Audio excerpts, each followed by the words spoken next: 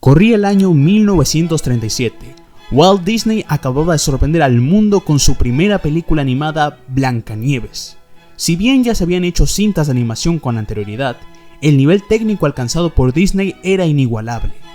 Esto, por supuesto, se tradujo en un enorme éxito en taquilla. La película recaudó $418 millones, cifra que hoy superaría los 2.300 millones, convirtiéndola aún en la película animada más exitosa en la historia si lo ajustamos a la inflación. Tras este logro, el estudio comenzó a buscar ideas para sus siguientes proyectos. Muchas de ellas consistían en adaptar diferentes cuentos infantiles tales como Pinocho, Bambi y Dumbo, que eventualmente llegarían a la pantalla grande. Sin embargo, Walt Disney no quería que el cine animado existiera solo para entretener a los niños.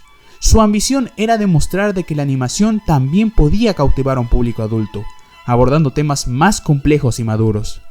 Esta oportunidad se le presentó al conocer a Leopold Stokowski, un reconocido director de orquesta, famoso por su trabajo con la Orquesta de Filadelfia. En ese momento, Disney se encontraba preparando un nuevo cortometraje de Mickey Mouse, con el objetivo de revitalizar la decreciente popularidad del personaje. El corto adaptaría la fábula alemana de El aprendiz de brujo, y estaría acompañado por la música compuesta por Paul Duka, inspirada en la misma historia.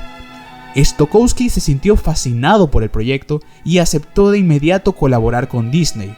Sin embargo, su ambición no se limitaba a realizar la banda sonora del corto, sino a explorar nuevas formas en las que la música pudiera expresarse a través del poder de la animación. Disney apoyó esta visión y destinó a algunos de los mejores animadores del estudio a trabajar en El aprendiz de brujo. No obstante, el carácter experimental y sin precedentes de la producción provocó que su presupuesto se elevara casi 4 veces el de un cortometraje común, haciendo imposible que pudiera recuperar su inversión en salas de cine. Lejos de verlo como un problema, Disney vio esto como la oportunidad de expandir el concepto y presentar algo nunca visto en el cine. Ahora no sería uno, sino varios cortos musicales unidos en un solo largometraje, creando un verdadero concierto cinematográfico.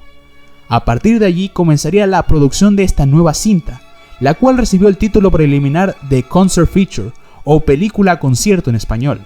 En primer lugar, Disney junto a Stokowski enlistaron la ayuda del musicólogo Dean Taylor. Los tres hombres estuvieron semanas escuchando diferentes piezas musicales que pudieran servir como segmentos de la película. De las cientos de composiciones revisadas, se terminaron por escoger 8, las cuales fueron conducidas por Stokowski junto a la Orquesta de Filadelfia. De ahí empezaría el proceso de animación para la cinta, la cual ahora portaba su título final, Fantasía.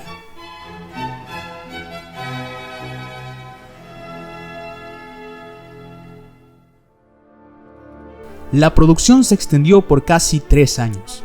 Más de 1000 animadores y técnicos fueron encargados de dar vida a los más de 500 personajes que aparecen en pantalla. A su vez, se filmaron escenas en live action que sirvieran como puente entre cada uno de los segmentos musicales. En estas escenas, Dean Taylor tomó el rol de maestro de ceremonias, introduciendo cada sección y ofreciendo un breve contexto histórico sobre la música. De allí pasamos a ver a Stokowski dirigiendo la orquesta en su ya icónico estilo a manos libres.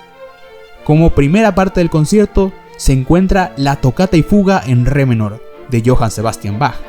En un inicio, la cámara se centra en los integrantes de la orquesta, haciendo uso de fuertes luces y colores para enfatizar a los distintos instrumentos.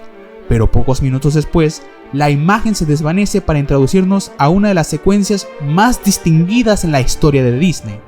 Una serie de formas y animaciones abstractas que fluyen al ritmo de la música. Uno de los encargados de esta secuencia fue Oskar Fischinger, un artista alemán con un gran historial en la animación abstracta. En un inicio, Fischinger se entregó de lleno al proyecto, pero poco a poco su deseo por control creativo le generó varias disputas con Walt Disney, quien deseaba dibujos más simples y representativos de la música. Estas diferencias terminaron por alejar a Fischinger de la cinta, y su nombre no aparece en los créditos. Sin embargo, gran parte de su trabajo daría la base para lo que acabó viéndose en pantalla, en una secuencia que se mantiene como uno de los pocos intentos de la compañía por adentrarse en el arte abstracto. El siguiente número se basó en el Cascanueces de Tchaikovsky. En lugar de utilizar el imaginario navideño de la obra original, se optó por reinterpretar el ballet como una representación de los cambios en la naturaleza a lo largo de las estaciones. Para lograrlo, se convocó a bailarinas profesionales que sirvieran como referencia para los animadores. Varias de ellas llevaban faldas modificadas cuyos movimientos simulaban los pétalos de las flores o el velo de los peces. Por su parte, las secuencias invernales tomaron como referencia coreografías de patinaje artístico. Fue en esta misma sección donde apareció uno de los mayores desafíos para los animadores: simular el movimiento de los copos de nieve al final del segmento. Estos requerían tal nivel de detalle que animarlos a mano implicaba un enorme esfuerzo para mantener la continuidad. Ante este problema, el animador Leonard Pickley propuso una solución ingeniosa: crear modelos reales de los copos de nieve y animarlos usando la técnica de stop motion, para luego integrarlos con el resto de los dibujos. Este tipo de detalles de la animación pueden parecer pequeños, pero son los que terminan por generar un gran impacto en el resultado final. El tercer número es uno del que ya hemos hablado anteriormente: El aprendiz de brujo. En él se nos presenta a Mickey Mouse interpretando al aprendiz del título, quien en un intento por imitar las habilidades de su maestro, roba su sombrero mágico y utiliza su poder para realizar sus tareas domésticas. Su falta de experiencia termina por descontrolar la situación, obligando a su maestro a regresar para corregir el caos provocado. Esta sección marcó la primera aparición del personaje en una película de larga duración. Walt Disney buscaba revitalizar la imagen del ratón, quien había comenzado a perder popularidad frente a personajes como Goofy o el Pato Donald. Para ello se introdujo un rediseño a cargo del animador Fred Moore. Este nuevo diseño incorporó pupilas para aumentar su expresividad, además de una personalidad más ingenua y empática para el público. Elementos como el sombrero mágico y escenas icónicas como Mickey controlando las estrellas se convirtieron en imágenes inseparables del personaje, lo cual consolidó a El aprendiz de brujo por lejos como el segmento más conocido de fantasía. La película de aquí da un giro radical de la magia a la ciencia en su cuarta sección, basada en la consagración de la primavera de Igor Stravinsky.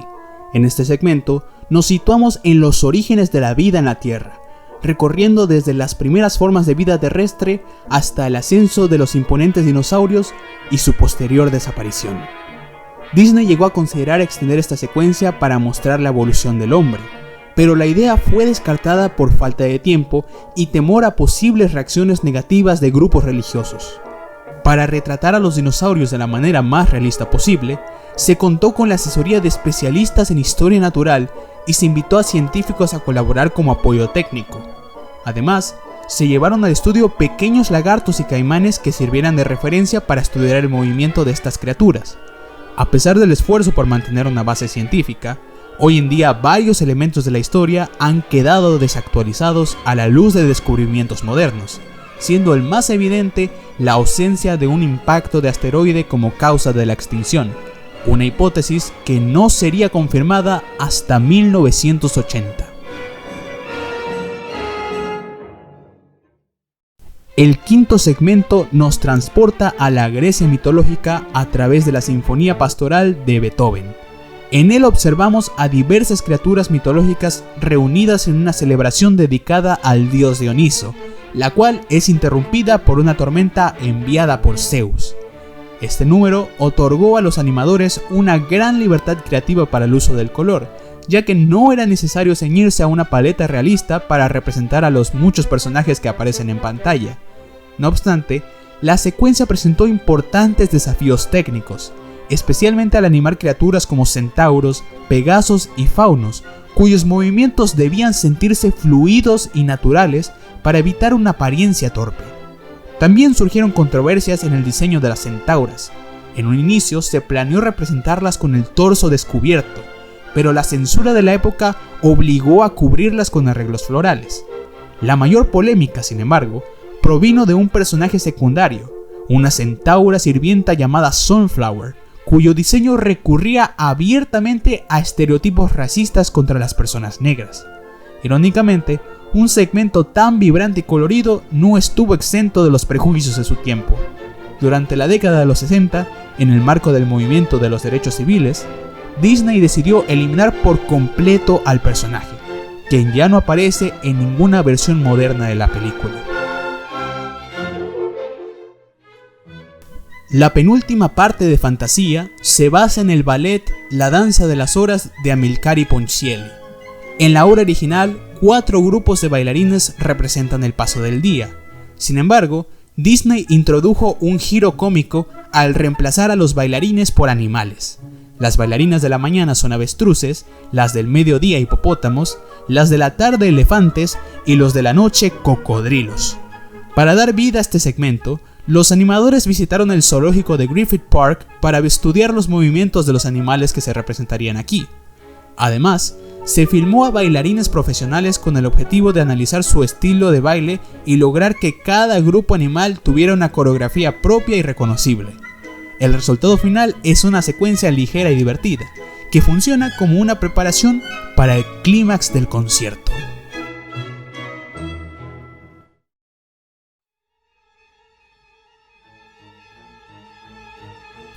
El final de Fantasía combina 2 obras musicales en un solo número. La primera es Una noche en el Monte Pelado, de Modest Mussorgsky, una obra inspirada en relatos del folclore eslavo oriental. En ella Chernabog, un gigantesco demonio alado, despierta en la noche más oscura del año y utiliza su poder para invocar espíritus, almas en pena y otras criaturas oscuras, dando lugar a una de las secuencias más aterradoras jamás producidas por Disney. El personaje de Chernabog fue animado por Vladimir Taitla, artista de origen ucraniano que estaba familiarizado con la iconografía del mito. Como referencia inicial se llamó al actor Bela Lugosi, famoso por su interpretación de Drácula, pero el resultado no convenció al equipo. Finalmente, el director Wilfred Jackson posó sin camisa frente a los animadores, convirtiéndose en la referencia definitiva para el personaje. Tras una secuencia caótica y pesadillesca, la oscuridad es interrumpida por la aparición de una luz divina que dispersa a las criaturas y obliga a Chernabog a retirarse. Esta transición da paso al segmento final de la película, una procesión al amanecer acompañada por la serena melodía del Ave María. Esta última secuencia fue la más compleja de realizar en toda la película.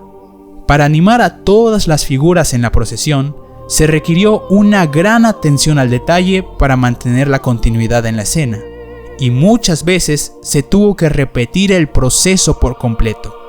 El plano final, que inicia en medio del bosque y acaba con la salida del sol, fue en su momento el plano más largo en la historia de la animación, y también es con esto que concluye la experiencia de Fantasía.